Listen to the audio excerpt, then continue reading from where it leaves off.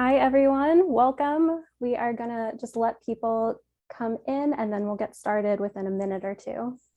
But go ahead and say hi in the chat. Let us know where you're coming from. We're going to have a packed house tonight, so we'll get started in just a minute.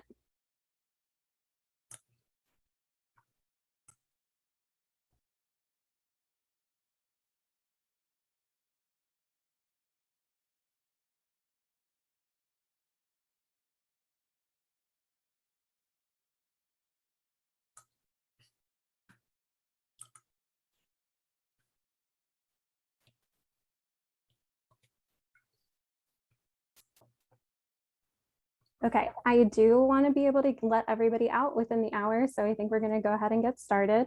I am Monica. I am with Solar United Neighbors. Welcome to the Solar 101 info session for the Allegheny County Solar and EV Charger Co-op. We are really happy that you were able to take some time this afternoon to come listen to us talk about solar and the solar co-op. So I am the Pennsylvania Program Associate with Solar United Neighbors. I'm based out of Lancaster County. And today I am here with Henry McKay and Ian Smith, and they're going to introduce themselves. Henry, if you want to go ahead. Hi, everyone. My name is Henry McKay. I'm the Pennsylvania Program Director for Solar United Neighbors and excited to talk to you about solar today. Hey, I'm Ian Smith with EIS Solar. Been doing solar in Pittsburgh now for a dozen years, so I'm happy to share what I've learned with the group. Thank you both. So at any point during the webinar today, you can go ahead and pop your questions into the chat and Henry will be able to answer some of them. We're also going to stop at a couple of different points along the series to for me to answer your questions. And then later on, Ian is going to talk a little bit more about himself, about EIS, and about the process that you can expect. And then I did also just want to mention that the webinar is being recorded. We're going to send out the recording afterwards to everybody who registered to attend. So if you do have to hop off early, you will still be able to see the material. So I want to take a second to thank our partners. They are the key to a really successful co-op, and we already have just a huge number of co-op members, which we are so excited about. And the key to that, like I said, really is the partners who we run the co-op in close cooperation with. So Solar United Neighbors, we are a national membership-based nonprofit organization. We run and manage the co-op, and we organize around solar policy issues. We're not a solar installer. We are a consumer advocacy, solar education, and outreach organization.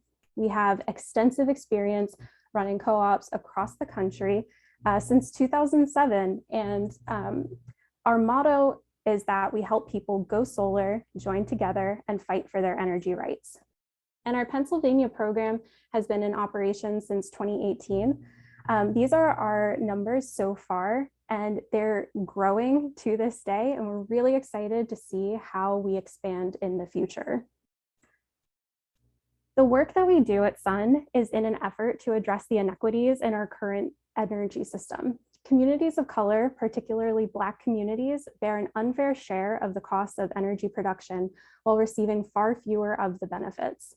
Families of color are disproportionately harmed by higher utility bills and shutoffs. And on top of that, housing discrimination has long been a barrier to home ownership and thus to solar ownership. When SUN started with a group of economically and racially diverse neighbors, they focused on solar because it helped people to pay their electric bills.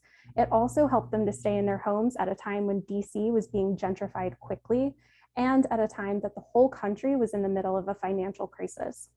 Rooftop solar lets communities invest locally, create good local jobs, and bring control of the energy system within our reach. SUN is working toward a new energy system that everyone can participate in, one that's fair and equitable. And Henry is going to talk a little bit about a special aspect of the solar co-op. So what we're really excited about with this solar co-op is for the first time in Pennsylvania, we have some money to provide free solar installations to low or moderate income co-op members. So if your your household income falls at or below these income limits you can see here in the table on the slide.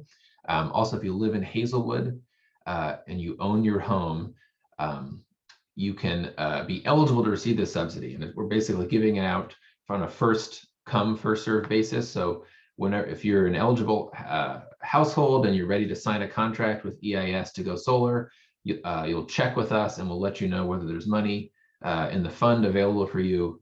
And then if there is, you'll get a free 5 kilowatt solar installation and a 15-year maintenance plan. So far, we've raised about $120,000 and we want to raise a lot more than that so we can support a number of solar installations and help you lower your energy costs. Thanks, Henry. Okay, so today's presentation is going to be in 3 parts. We're going to start with how solar co-ops work.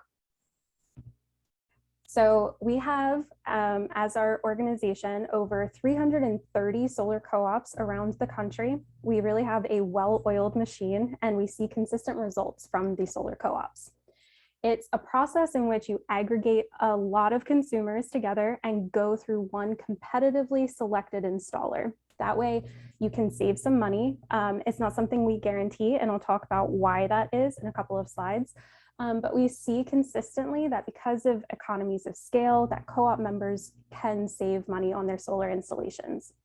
Then we at Sun help to inform you throughout the process. We are your technical guidance and we help you to make an informed decision that you can feel really confident about. And part of the co-op process is also being able to connect with fellow solar enthusiasts that are right in your own community. You'll also have a broader impact. At the end of the solar co-op, you're going to be a Sun member, and we'll keep you up to date with policy changes and help you to fight for the rights for more people to go solar. So let's look at the entire co-op process. It takes typically between 6 and 8 months. It's variable depending on the co-op, but we launched March 1st. And you are all here at step 1, learning about the solar co-op. Now, after the info session, if you're ready to go solar, to at least learn more about it, you can sign up to join the co-op online. It is completely free and there is no obligation to go solar. Joining the co-op simply lets you get a customized free proposal from EIS, and throughout this process, we're going to work with our local partners to grow the co-op. And we ask that you help share the word too. Talk to your neighbors and friends, anyone who you think might also be interested in joining with you to go solar. So the next step would be to select the installer. So this timeline is what that you see on your screen is more general than what we've done for this co-op specifically. We were able to move to this process a little bit sooner just because of the high number of people who signed up early on.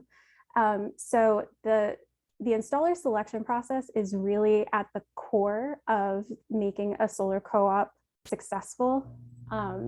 So we, Solar United Neighbors, issue a competitive request for proposal from solar installers on behalf of the co-op.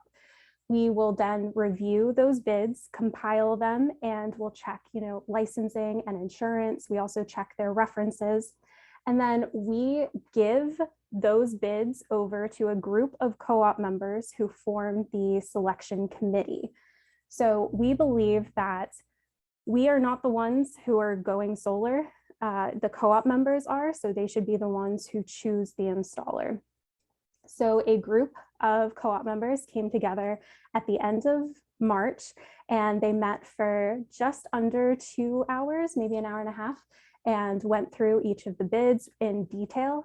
And they looked at how the bids compared to the priorities of the co-op members. And I'm going to talk about that more on the next slide. And that way they chose an installer that best met the needs of as many of the co-op members as possible. So Again, Solar United Neighbors, we are installer neutral, and you're the ones getting the installers. So co-op members are the ones who choose the installer. Now, by the end of month 4, there will be a deadline. That's the last chance to sign up to join the co-op. But in the meantime, if you've joined, you can start receiving your free proposal that's customized for you and your home. It's going to be based on your site as well as your energy needs. And so part of joining is providing an energy bill to EIS so that they can see what kind of consumption you're looking at annually.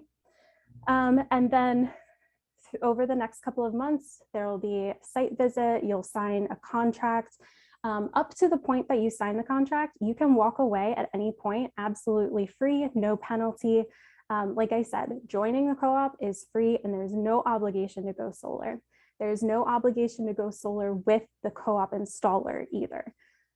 So you are going to be served by the installer on the basis of how responsive you are. So you do want to keep an eye out in your email or your phone for contacts from the installer.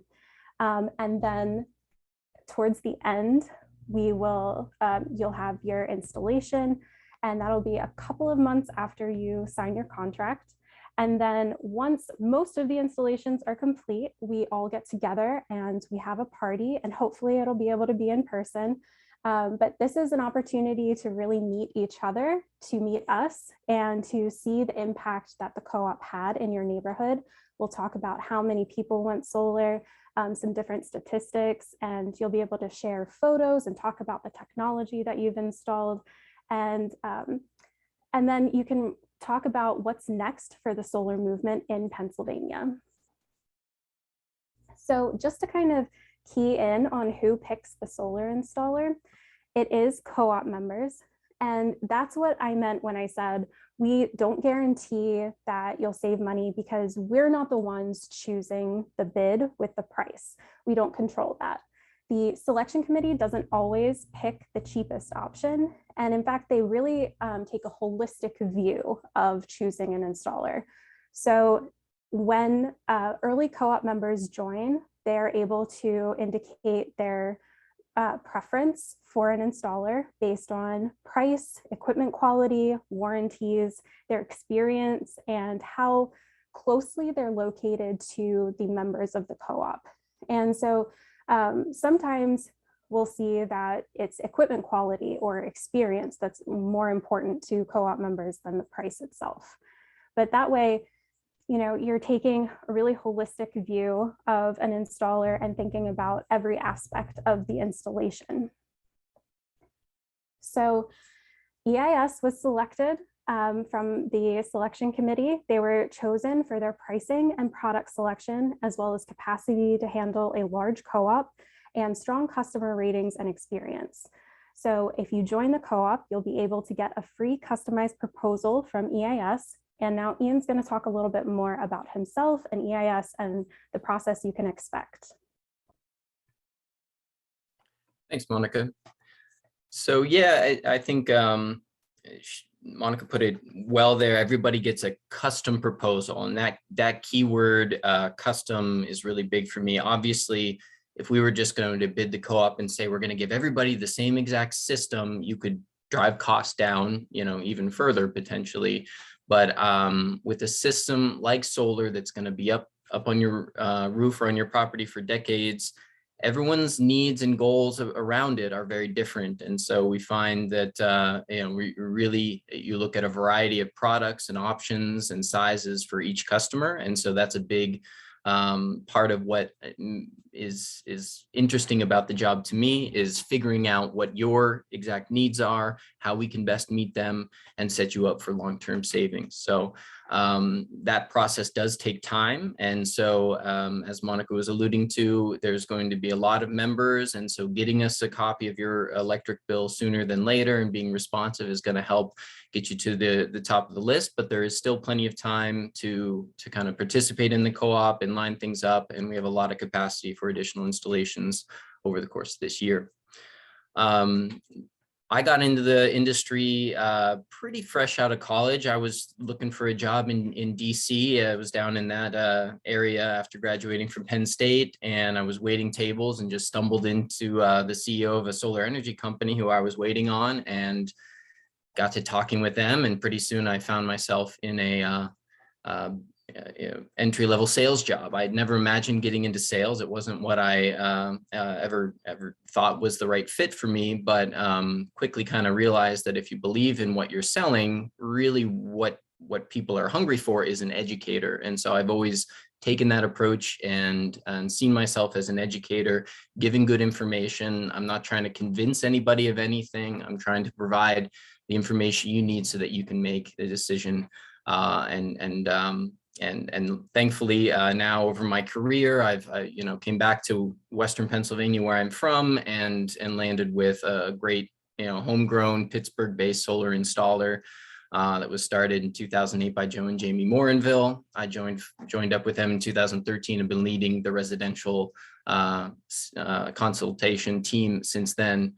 And yeah, we've worked several of these co-ops. We really like the model. Back when I was in DC, I was familiar, and actually the first company I worked for right when I started was servicing some of the co-ops they were organizing initially in DC. So I've been familiar with Solar United Neighbors for a long time, and was thrilled when they expanded into Pennsylvania a few years ago. And we've enjoyed working the co-ops with them so far. They have a great way of educating people and getting them up to speed. And I think what they do is really great in terms of looking at solar, not just how do we get more total solar deployed, which is certainly a part of their goal, but how do we share the benefits of solar, spread them around, focus on areas or communities that are not seeing those benefits. So we're really excited to participate in that aspect. Otherwise, I guess one thing I just want to put out there to anyone considering looking at solar is think about a few key questions, such as is the past 12 months of your electric usage, which I'll see on your energy bill, is that reflective of what you're likely to use moving forward? Or are there changes that you anticipate, whether it's kids going away to college and your usage may drop, or whether you're planning installing a pool or hot tub, electric vehicle, converting any natural gas appliances to electric, anything like that is really good to give some thought to, and then we can take that into account when designing a system. It's also good to think about whether or not backup power for power outages is part of your motivation for going solar, and if that's important to you to be able to operate when there are grid outages. A lot of people think solar does that automatically. It does not. You do need the battery to do that. The battery is not necessary, however, to save money. With solar, it doesn't help you save money in an environment like Pennsylvania, where we have good net metering rules, and I'm sure Sun has educated you all on net metering and all of that. So those are a couple, and then the age of your roof is the third thing to think about. What is the condition and age of your roof?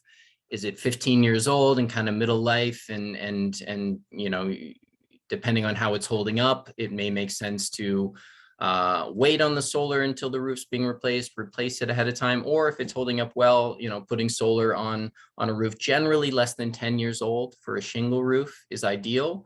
But it's not a hard rule. It's just something to think about is what are the quality of the shingles that when they were installed, how's it holding up? And ultimately trying to avoid pulling off the solar and reinstalling it, at least in the early years of the system. If that happens 15, 20 years down the line, you've already seen a lot of savings. That's something that is not that big a deal. But if you have to do that in 5 years, it's probably best to either take care of that ahead of time or maybe hold off, right? Just make sure your eyes are open going into that. So those are some of the big things that are helpful. If you already give some thought to those by the time that we're talking, that'll get us ahead of the game. Otherwise, just use me and EIS as a resource. Like I said, we take an educational approach. You'll never get a high pressure sales pitch from us. We always think of it as a 3-decade-long system. And so we're not trying to be the cheapest, but the co-op really does help drive down our prices. So you get that EIS level of quality and service that has really helped us. We've built up our reputation on delivering what we say we're going to do. And turns out that if you do that and don't mislead people. You know, that's what people are looking for generally. So we're happy to extend that service to everyone in the co-op, regardless of the size system you're looking at putting in. And I would say that for anyone thinking about doing this, again, I'm sure Sun is educating you on this, but think about making a decision by sort of mid to late summer at the latest if you want to get in before the end of the year for tax credit purposes, because the tax credit is stepping down. So I guess I'll leave it at that. There's obviously more I could say about our process, but I'll kind of respond to any questions or see where the discussion goes from here. Thank you, Ian. Yeah, you set up a lot of what we're going to talk about in the next 40 minutes or so. So thank you so much. Yeah, great. Yeah, no, it's great. Everybody's got a little taste for it. So again, at the bottom, I have Ian's contact information. So when you join the co-op, just look out for email or phone call from him. And I think I'm going to stop here and take any questions, knowing that the next two sections are going to be on solar technology and solar financing. So we are going to get to that. But Henry, are there any questions? Yeah, we do have raised hand. So there's a bunch of questions I've been answering in the chat, and you should take a look at those just to see what the responses have been.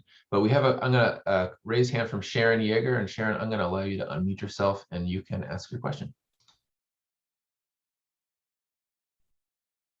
Hi, Sharon, go ahead.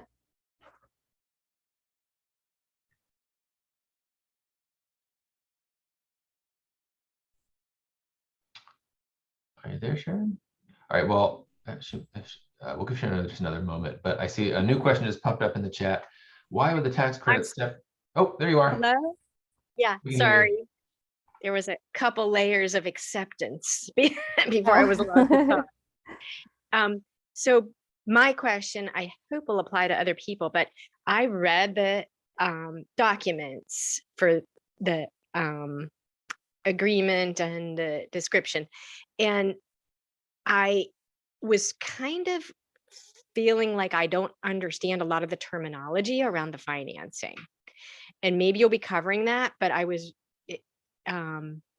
just wondering whether there was going to be any kind of like walkthrough of the documents so that we understand it, because yeah, no, that's a great question. So I'm not going to go super thoroughly into financing and the technical language in this presentation, but I will, and I'm going to mention a website that you can go to. That's our website, and it's got a lot more information on financing. Henry's also going to include it in the chat. But you can always reach out to us at pateam@solarunitedneighbors.org, and we'd be happy to kind of walk you through it.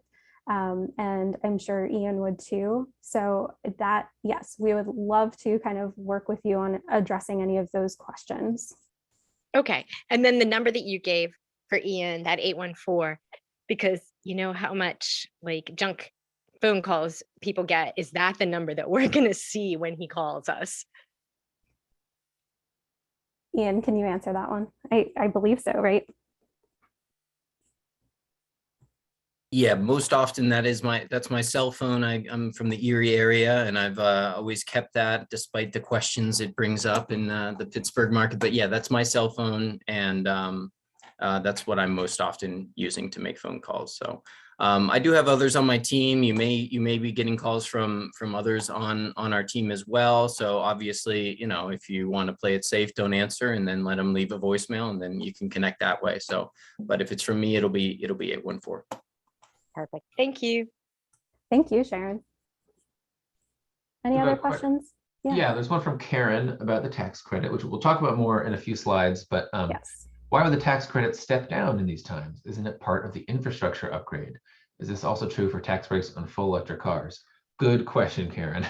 Do you want to take that real quick, Monica? Yeah, so pretty much since the inception of the tax credit, there's been a step down. And I think it's so that it kind of brings Congress back to the table to re-talk about the investment tax credit. They're not going to be locked into a certain percentage for too long. And so this is part of the stepping down. We're actually at 26%, which is step one of stepping down. And then next year is 22%. And then after it'll go down to 0. It was not in the infrastructure bill. It was proposed to actually increase to 30% for, I believe, 10 years as part of Build Back Better, but that did not pass, as you all know. And so we're kind of waiting to see what happens. But I forget the second part of the question. I'm so sorry. It was about EVs. Is it also true for the EV tax break? Can you answer that one, Henry? So there have been no recent changes to electric vehicle tax break as part of the infrastructure bill. Maybe something if this climate package eventually does pass that includes the solar tax credit, but no.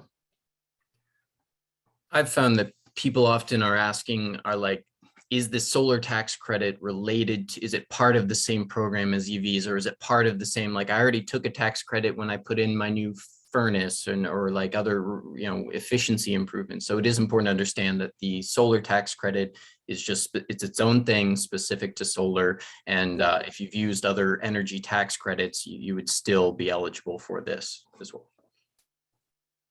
Yeah, thank you. Okay, I am going to move forward just so that we can try to get through this as quickly as possible. But again, please continue to drop questions in the chat. And if we have time at the end, I will go back and address any of the ones from this section. So we're going to get into solar technology. And when I talk about solar, it's important to note that I'm specifically talking about solar photovoltaics or solar PV. It's still a majority of the market, but this is the technology that converts solar energy into electricity.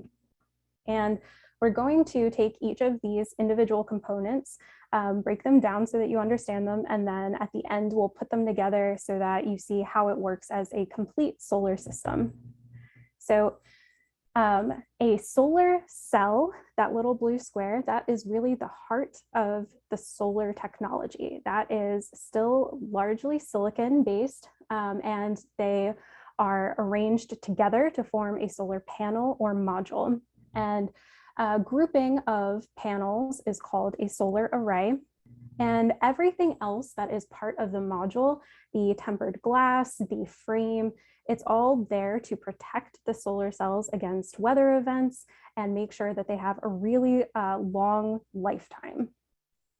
So when we talk about solar systems, we usually talk about them in terms of size. So instead of saying, like in the bottom example, we wouldn't say you have 12 panels, because panels are, they have their own wattage, kind of like a light bulb. So instead, we would say that this panel is a 4.2 kilowatt sized array. So a kilowatt is 1,000 watts. And that number is based on 12 panels that are each 350 watts.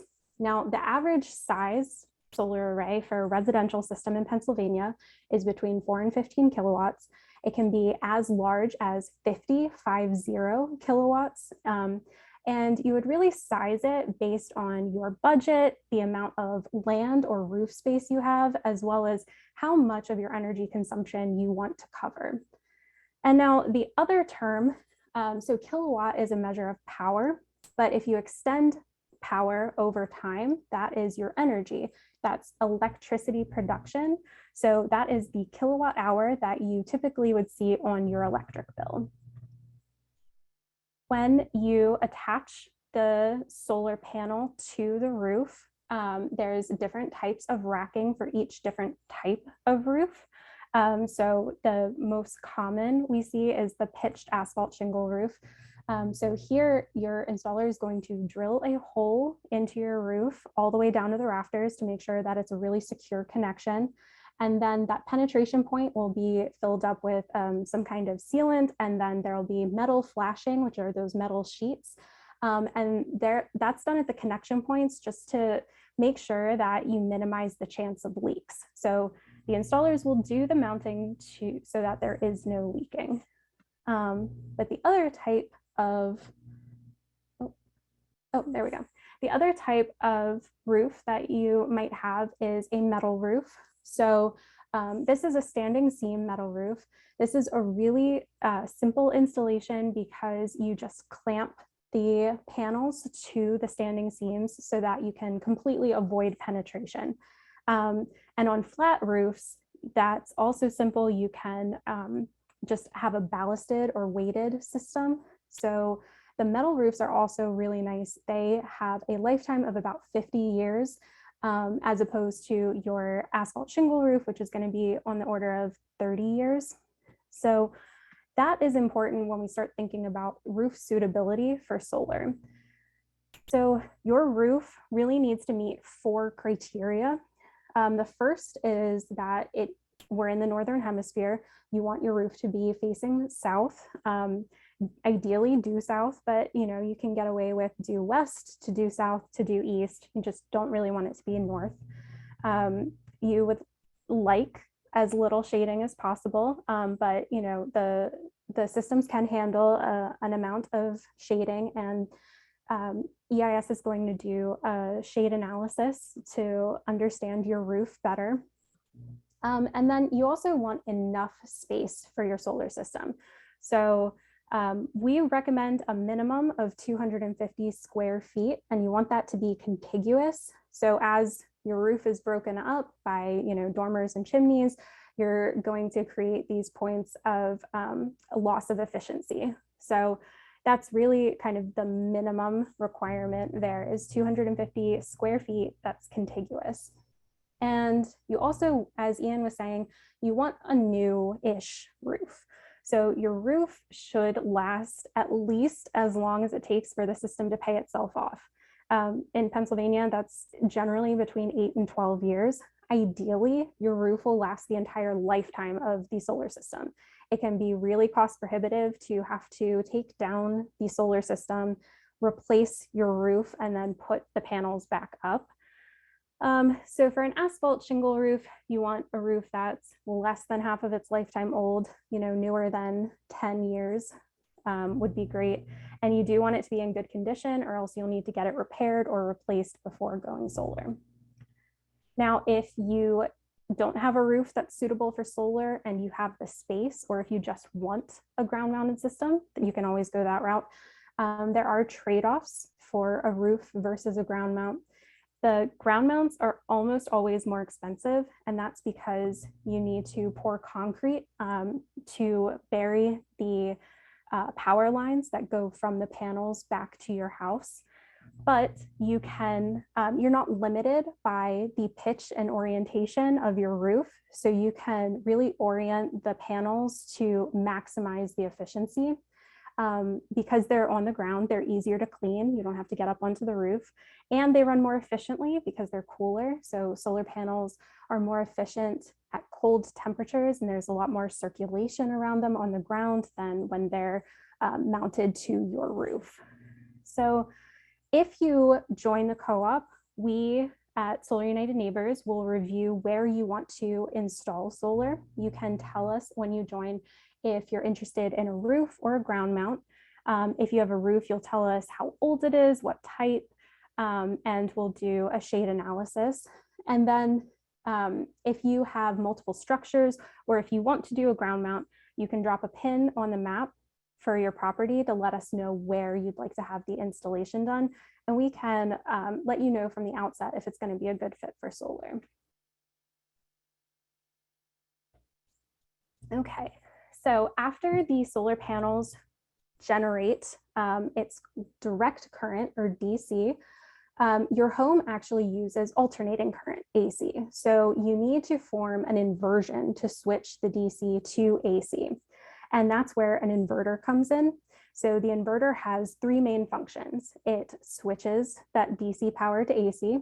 It does a power optimization. So as sunlight conditions change throughout the day, it will calculate the conditions to give you the most power out of your system. And then the inverter also connects to the internet. So it lets you monitor your power production remotely, and it'll share that power generation to an app that you can get access to either through your phone or on the computer. And there are a few different types of inverters.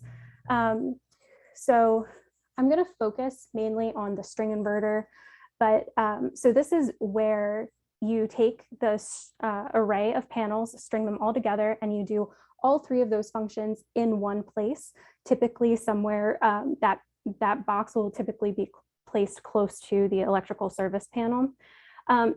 Alternatively, you can add DC optimizers to that string inverter. So it will continue to do the inversion and connect to the internet from the string inverter, but the optimizers will actually do that power production calculation at the panel level. They'll clip onto the back of each panel. So the other alternative is a microinverter, which is basically scaling down the inverter and putting it onto the back of each panel. And that way you can monitor power production on the panel level. So there are some pros and cons to each of them, but you don't really need to have a preference. And EIS is going to let you know what they offer when they give you the proposal. So typically when you go solar, it's a really simple connection into your electrical service panel. So all of your solar power production is going to go into the general energy mix of your that services your entire home. So your installer is going to set this up for you, and typically it's simple. And if you do need an upgrade or a replacement, the cost of that is given to you if you're a co-op member. That way you know ahead of time what kind of costs to expect, and there aren't going to be any surprise additional costs later on. Now we're going to put all of those components together. So in the summer, you can envision your panels on your roof drenched in sunshine, and they're going to be generating direct current. So that will then go into the inverter, which switches it to alternating current. And then that feeds into the electrical panel, which powers your home. So it'll go to each of the individual loads that you're running. Any excess generation that you're not using will go through your utility meter and out to the grid. So this is a grid-tied system. It is still the most common and cost-effective way of going solar. Now, this meter is going to be two-directional. So it is going to measure the amount of power you're sending to the grid as well as the amount of power you're taking from the grid. In the summer, you can expect to overproduce, and all of that extra that gets sent out to the grid will actually feed into a bank that you're building up of kilowatt hours. And in the winter, when you're not generating as much, you can spend down that bank. And then also, you know, because you're still grid tied, any power that you're not producing at night or when it's cloudy, you'll still get from the grid. So you're not going to be without power. So it's helpful now to introduce a concept called net metering. This is an accounting system that your utility uses to compensate your solar production. So in Pennsylvania, as Ian said, net metering is really good. For every 1 kilowatt hour that you export to the grid, your utility will pay you for a kilowatt hour at full retail rate. They're likely going to take that extra generation that you give to them and sell it to your neighbors at full price. So this is the way that they can compensate you for what you're producing that they sell. And so that bank rolls over month to month, but the billing cycle runs from June 1st to May 31st. And there is a true up period at the end of May. And that is at a lower wholesale rate.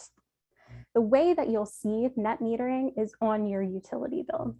So this is a bill from somebody who went solar in Penelec territory, but it's going to be similar to what you would expect to see if you're a solar homeowner. So this billing period was from February through March, so winter, not very sunny. And at the beginning of the billing period, they had 1,135 kilowatt hours banked. Then during this period, they took from the grid 725 kilowatt hours, and they sent to the grid 718 kilowatt hours. So they were able to produce everything except for 7 kilowatt hours. So at the end of this pay period, their bank was reduced down to 1,128 kilowatt hours. And I think this bill is really good at showing you kind of the scale of how many kilowatt hours you might expect to bank in the summer when it's really sunny out, and then how much you might need to take from the grid in the winter. But so because they were able to spend down their bank and produce their power themselves, this bill was essentially completely zeroed out. It started at $98 and it was reduced down to just $10, which is that fixed customer charge. And so when we talk about solar paying for itself, this is what we're talking about. I just very briefly wanted to mention batteries. So we are seeing that there are more power outages. And as Ian said, you know, if you have solar, you might think that if the power goes out, that you're going to be covered, but that's not true. And that's a safety mechanism. If the power goes out around you, there's your system is going to be shut off, so it doesn't backfeed power onto the lines where people might be working. So if you wanted to cover yourself during an outage, you would need batteries. They're still pretty expensive, so you probably wouldn't want to cover your entire home, but you might want them if you need to power critical loads like medical equipment or well pumps, but also just if you're interested in being prepared during an emergency or disaster. So if you're interested in batteries, even if you're not interested in getting them right now, it's really important to mention to Ian or whoever you talk to that that you're thinking about batteries so that they can design your system so that it's compatible with a future battery installation. And then with the co-op, you'll actually get pricing for solar installation, for batteries, and for a level 2 EV charger. And you can get any one or combination of those things with the co-op. If you have more questions about batteries, we do have a storage guide as well as a 1-hour webinar on storage. And then we also, like I said, are offering a level 2 EV charger.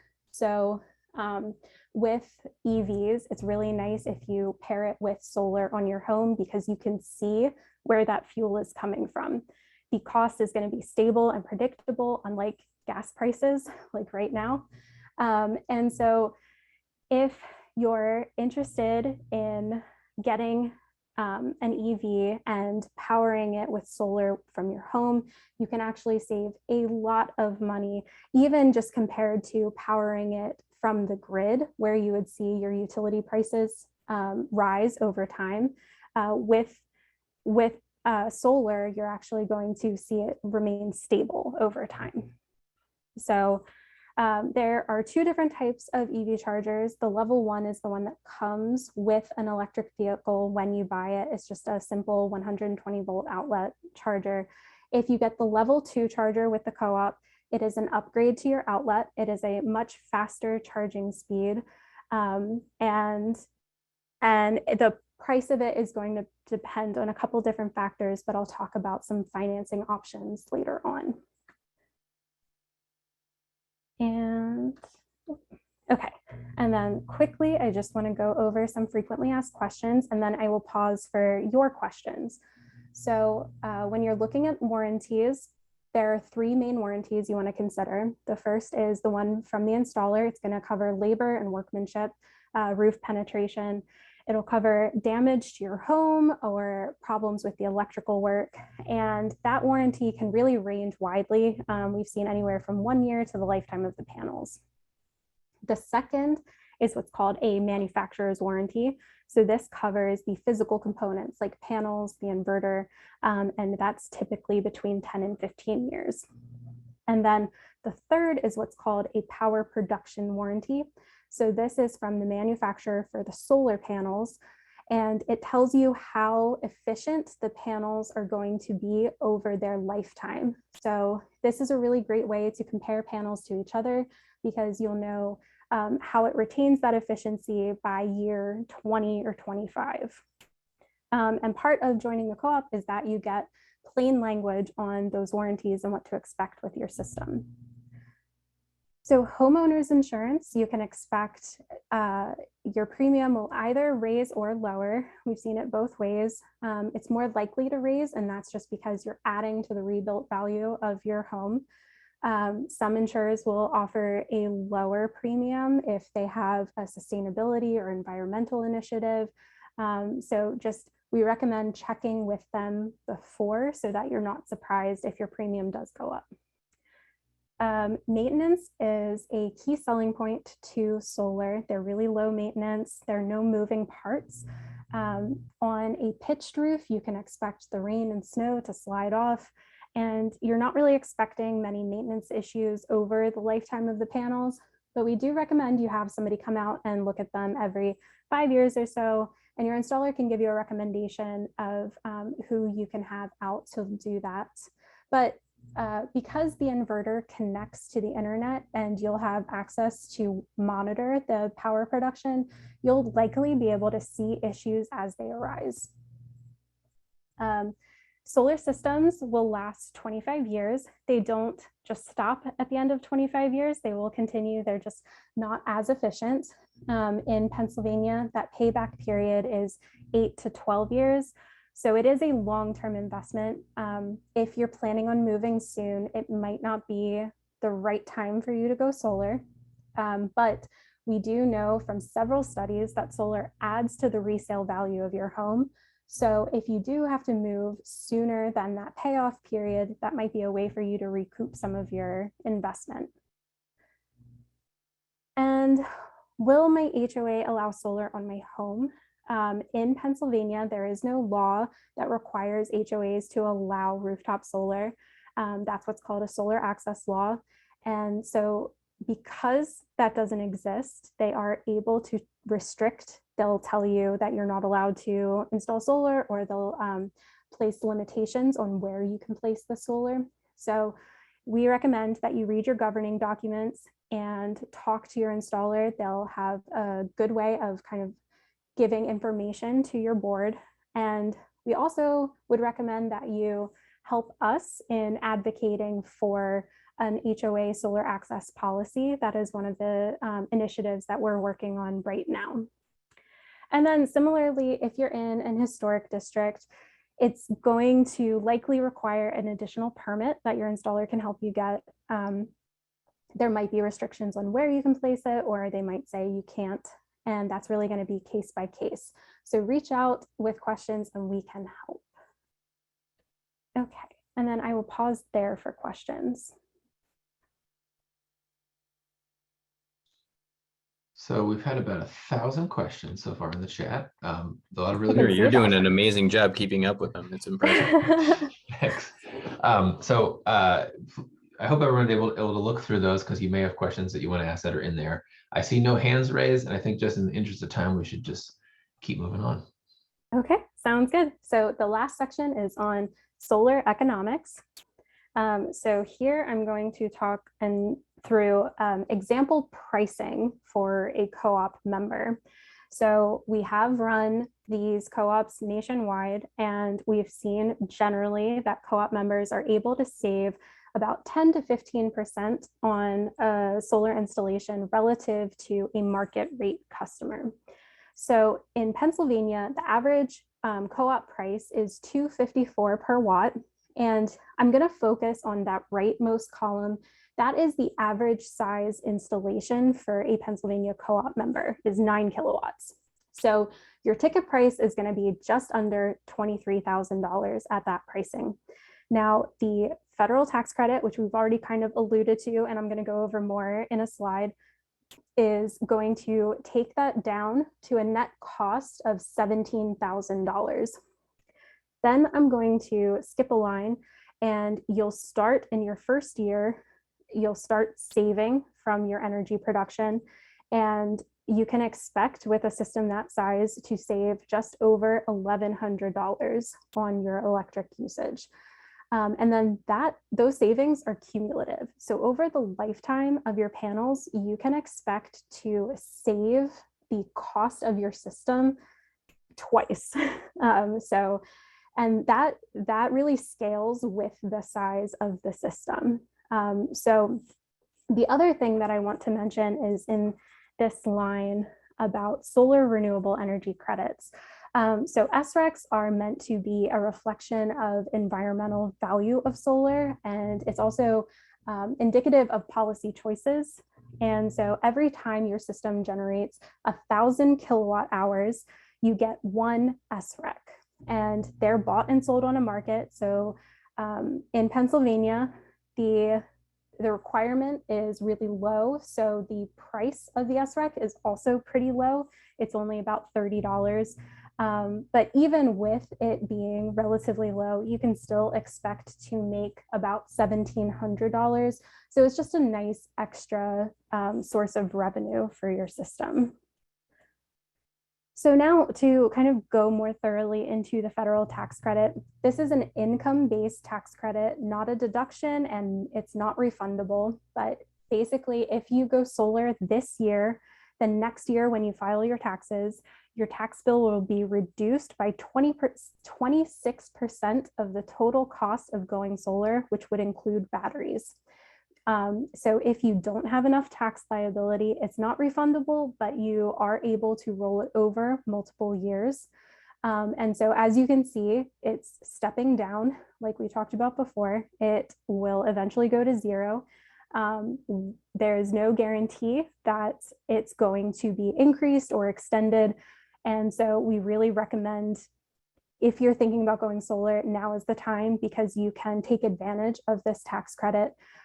So like Ian said, if you want to be able to get the 26%, you really want to act sooner rather than later so that you have your system installed by the end of the year.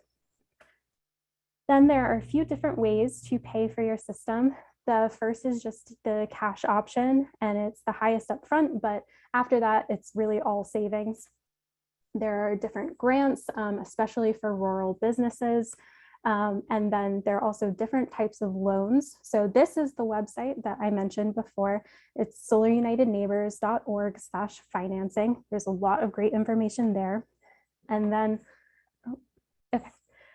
And then here are a few different types of loans you could take out to pay for your system. With any loan, you just kind of want to shop around, see what terms you're going to get. Look at your interest rate, your fees, see what your best option is going to be. And I just wanted to point out too that co-op members will have access to loans from the Clean Energy Credit Union and from Community First Credit Union.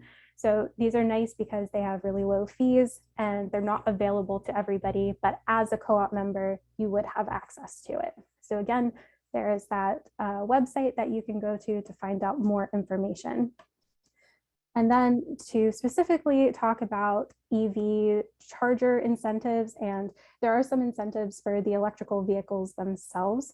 There are incentives on the federal, state, and local levels. So you really just want to kind of look around and see what your options are. But we've compiled a lot of them. They're on the co-op webpage, solarunitedneighbors.org/Allegheny, under the, I believe it's the More Info tab. And Henry can correct me if that's wrong, but you want to look at that because you could save up to $1,000 on a level 2 EV charger, which again, you can install as a co-op member. And then Henry is going to talk through this slide a little bit. So as we explained before, we're providing free solar installations to low and moderate income homeowners as part of this co-op, and we can provide as many as we can afford to do. So in addition to the 120,000 we've raised so far, we want to raise a lot more than that, and you can help us with that. You can go to solarunitedneighbors.org/Hazelwood. I'll put that link in the chat in a moment, and you can make a contribution. Really, any amount helps, and also very helpful is if you share it with others. and encourage them to donate as well. Solar, of course, lowers your electric bill. If you're a low-income homeowner, your electric bill is probably a much higher percentage of your income. This is called your energy burden. So it's a lot harder to pay that bill, and that can be one of the things that contributes to somebody essentially being displaced, having to leave their home. And then this energy burdens are especially high in Pittsburgh because of our old housing stock, and they're especially high among Black households in Pittsburgh. And so we really want to help those who can benefit most but afford it the least go solar. So any contribution you can make can help make solar possible for people here. Thank you, Henry. Yes, we are really excited about this and really looking to raise more money to be able to help these families. So please consider donating and sharing. And that leads us into the second to last slide. So there are a few different ways that you can get involved. We really hope that, throughout this presentation, you've thought about whether or not solar is the right option for you. And so if you're interested, we hope that you will join the co-op. But a huge key to the co-op is sharing and growing it and making sure that as many people as are interested in solar have the option to go solar in Allegheny County. So there are a few different ways you can get involved, and I'm going to launch a poll. And if you have a chance, could you please respond to the poll and just indicate if you're interested in getting involved in other ways. So maybe you want to donate to the crowdfunder or share information about it. We're going to have a volunteer meeting for the co-op where we can talk about different ways to get involved. Even just sharing with your friends and neighbors on social media, or sharing this webinar once you get the recording. All of these things are incredibly helpful, and we will reach out to you. If you respond to the poll, we'll be able to reach out sometime next week and let you know how you can get more involved.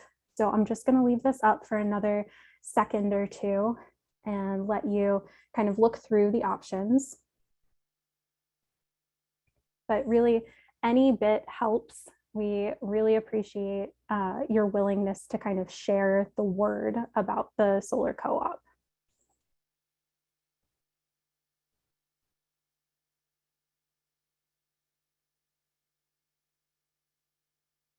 Okay, in the interest of time, I might close it here.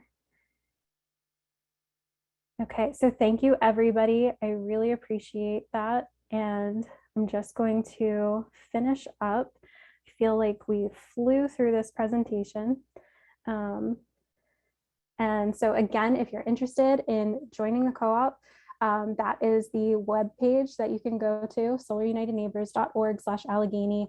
If you have questions, definitely just kind of look around, see if we have a lot of information on the website, and that is also our email, pateam@solarunitedneighbors.org. If you have further questions, because I know we had limited time today, please reach out, let us know what we can help you with. And with that, I am going to stop sharing, and I think we have maybe 2 minutes for some more questions. Oh, wow, you weren't kidding. There are a lot of questions.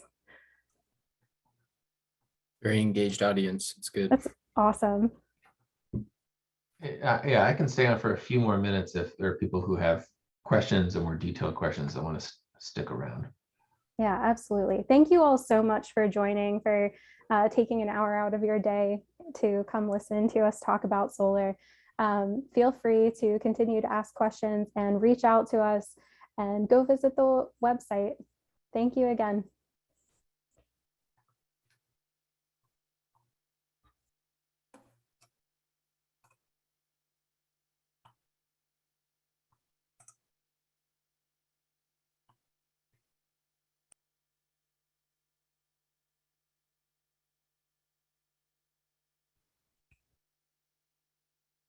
I think I'll probably end here. Okay. All right. Thanks, everyone. Have a great day.